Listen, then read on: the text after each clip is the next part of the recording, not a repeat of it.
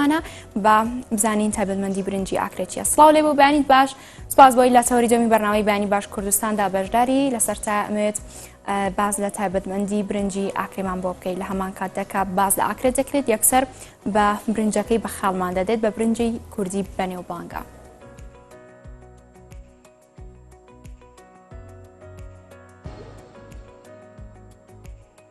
سپاس سپیدا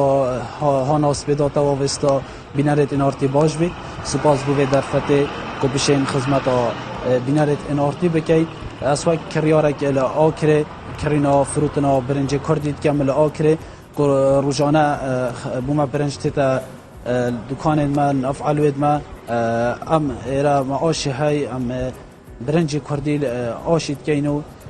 تنهرین اجبو هرم کردستان هل کرکوکی و سلیمانی و دهو که هم روانت کین همی روش یعنی فردت کینا 25 کیلو توزیع کین سر مارکت و مالا روزانه خلک سلیمانی و دهو که هفلر و حالا بچه سردانا آکرت کن با کرینا برنج کردی ام برنج کردی روزانهش تنهرین در ولاتی خواسته که زور سر برنج آکره هیا افساله برهم برنج آکره زور کمی دای سال چوی افساله تقریبا 6000 دونم تاتینا چواندن آکره بس برهم افساله زور باشه و رجا برنجی زور که ماده و نوکی سال چوینه خلکی زور خواست سر برنج کردی های و پنج نوع برنج کردی آکره تنا چواندن 6 مانگی تا چواندن و 5 مانگی تا چواندن 3 مانگی تا چواندن برنج صدری بوندار تا چواندن سعرت برنج کردی آکر 6 مانگی هر کیلو نوکا بو 3 نیویا و 5 مانگی 3000 نیویا تحالف هم بجنی سمای کیلو 2000 برنج بوندار صدری کیلو 3500 افصال برنج البار گرانتره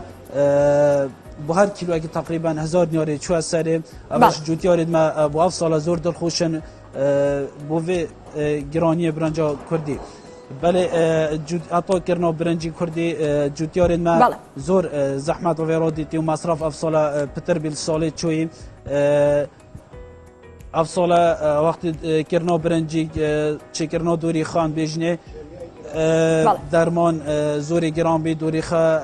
حتی نکردن کیمیا افسال زورا گران بو کهربی شاوین نبو که خلک شلاخو پیب کرد همو مالیده دانشور سر بیرا کو بله کاغرزوان فلاحک بو من برنج افسال چاند بله کردن بەڵێ کاتە ئەگەر بۆم باسکەی ئەم ساڵ بەراورد بە ساڵانی ڕابردوو دەکرێت بڵێن جیاوازی هەبووە لە ڕێژەی چاندنی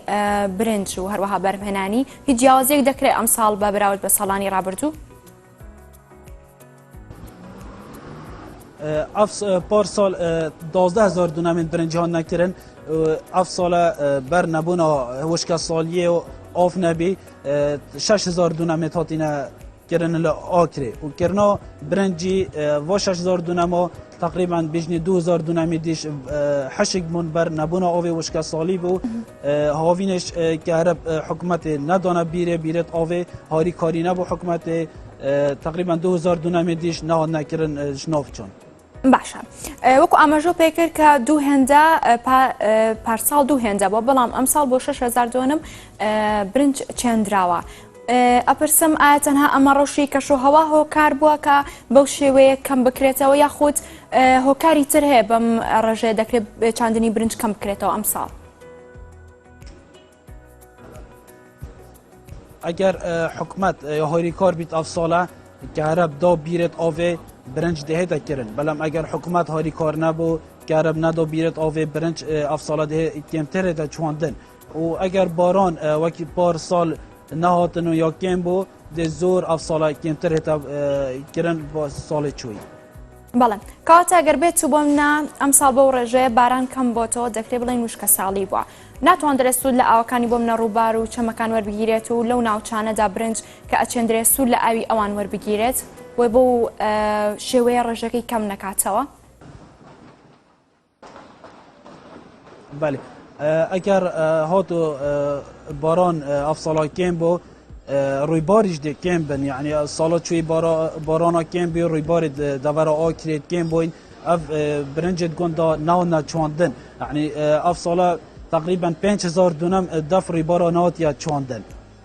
بەڵێ کاتە خواستی هاوڵاتیان چۆنە لەسەر برنجی ئاکرێ بۆم نە کام جۆرەیان هاوڵاتیان زیاتر خواستی لەسەر و نرخەکانی چۆنن؟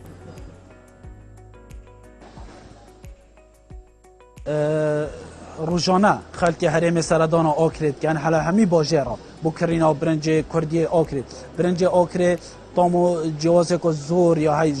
دوره دی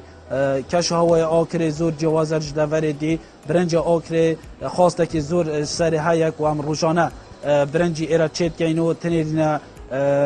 همی پارزگایت هرمه و خواسته که زور در ویا های اما حتی روزانه هم چند تناج آشید کینو تنیدنا در ویا هرمه. بەڵێ ئەی کام جۆرە برنجیان بۆم زیاتر خواستی لەسرە بۆم نە بەپێی جۆرەکانی برنج بێ کامیان زیاتر خواستی لەسرە کاڵەتیان دەیکڕن و بەدەستی دەکەن. بله آکرێ پێنج جۆرێت برنجی سەرەکی تنە چۆندن برنج شش مانگی هەی پێنج مانگی هەی و سێ مانگی هەی برنجێکی دیە سەدری بۆندارێ هەی بەس خەڵکی مە زۆر خواست سەر برنج شش مانگی هەی و برنج شش مانگی پتر همین برنجات تفروتن خواسته که زور سر های خلک سلیمانی زور کیف برنج آکرید هیت کو روزانه ام بو خلک سلیمانی خاص خارندگه سلیمانی ام برنج بو تنیرینو خواست سر زور برنج آکری های باشە کاتێک کاگرۆزان بۆمان ڕوونکەیتەوە یعنی جیازی چە لەناوان ئەو برنجانە و خۆ ئاماژە و پێکرد برنجی شش مانگی بێ یاخود سێ مانگی بێت دەکرێت بڵێن جیاوازیان چییە بۆچی ئەمە پێی دەوترێت شش مانگی ئەمەش پێی دەوترێت سێ مانگی. بله شش مانگی هیوا پنج تیدا چواندن یعنی سری هیوا پنج تیویا تو عرض خو حاضر که بودیری خو بازدی پنج تیویا توف که حتی دیگه 25 ده 25 ده تیدا درینو تیدا برهم اینان تیدا ناف بازاری دا جوازی برنج شش مانگی و سه مانگی برنج سه مانگی ام ایرا بیجنی بود دلما تیدا کارت اینان کو دم چکرنا برنج سه مانگی پیچک شیواوی حل بیت بیگ و نسیت باز بود دلمات تای باشه برنج شش مانگی زوری باشه بخارنه نایت بیگ و نیسان ام بیجنی لیچنا بید گله که باشه بود چکر ناوی و خالق زور شارازل برنج شش مانگی باشە ئەوەی زۆر زۆر سەرنجی منی ڕاکێشە بۆم نە جیازینیان برنجەکان بۆم نە دیاریتان کردبوو بەپێی خواردنە جۆر بە جۆرەکان بوون ئەمە برنجی بۆ دۆڵمە باکاردێ ئەمە بۆ کوبە باکاردێ ئەمە بۆ علەفە یاخود ئەمە بۆ بەردەستی هاوڵاتیانە دەکرێت بڵێن ئەوانە جیاوازێکی دیاریان بەخۆی بینەوە بەو شێوەیە ئەم برنجی ئاکرێتان جیا کردوتەوە. بله برنج آکره تاماوی فرق گل برنج دوره دی تاماوی گلک خوشتر از دوره دی بر کشوهای آکری گلک پاقجا آوایا سارده همو کانینه بر همه برنج آکری زور باشه. بله گربتو باز ل عاش بکەین گەرۆک و جیاوازێک بۆم کەی دەکرێت لە ساڵانی ڕابردوودا یاخود لە پێشتردا ئاش زۆر بەکاردەهات لە شار و ناوچە جیاوازەکاندا ئەم جۆرە بەکارهێنەرانەی کە تایبەتەن بە ئاش یاخود ئاش بەکاردێن لە ئێستاشدا بەو ڕێژەیە ماوەتەوە یاخود کەمی کردووە. ببوورە تێ نەگەشتمەکە ڕازیانە بەڵێ ئەمێ باس لە ئاشمان بۆ بکەیت ئاهی جیاوازیەک لە ڕێژەی بەکارهێنانی لە ساڵانی ڕابردوو ئێستادا بەخۆی و بینیوە.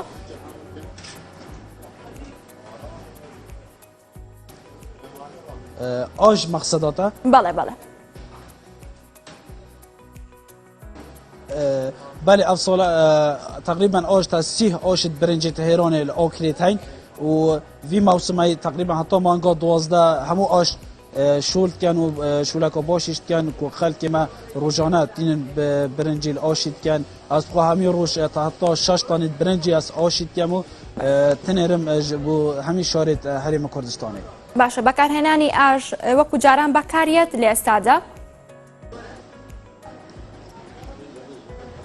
آش نوکه وکی جورانی نه آش نوکه ما هم بیجنی هزار گرد دا بیجین که تدا بیجین کرن و برالت گیرید و پاقش کرد دا جارا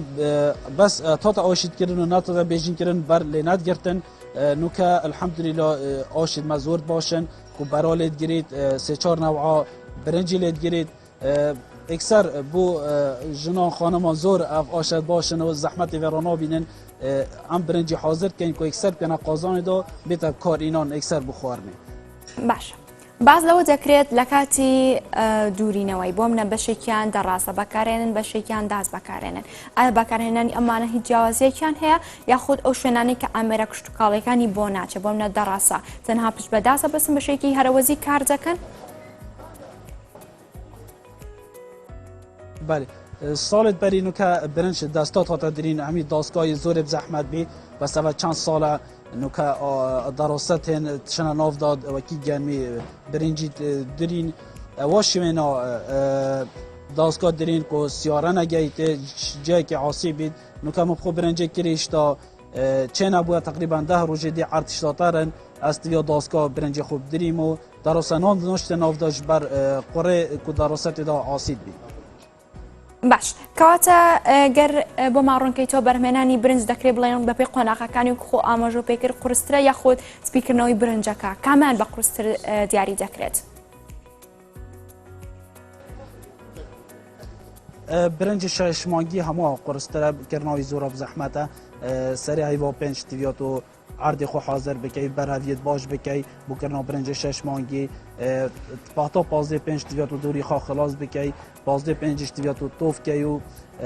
روز با روز تیویات و ناف دابی حتی چید بیت و برنج ششمانگی و کی من دال ساوات یا زور جاویت لیبیت نکن های تا بر هم اینا بر همه نابید حتی تقریبا 15 کن بیشتر آوات چلیه وقت خود 15 و گشت 15 ده آو سر گیرین و 3 روزا دیمینید پشتی 3 روزا ده هم دراسه بین ناف داد درین و حتی 4 روزاش ده داین سر لایلونا پیشگیری بر روزی بید که حشک بو دی بین مرحله که دی مکینه کن و هاتا مکینه کردن دی بین ناف علوید ما بین سر آشا دل آشی کینو برنجی که پاک و خوابین همین کینو 25 کیلو توزیع کین سر شارت همین هریما کردستانی. بله زۆر سپاس بۆ کاک ڕەزوان ڕەمەزان فرۆشیاری برنجی کوردی کە بەشێکی ڕاستەخۆ لاکرێ و لەگەڵمان بووی سپاس بۆ زانیاریەکان سپاس بۆ بەشداری لە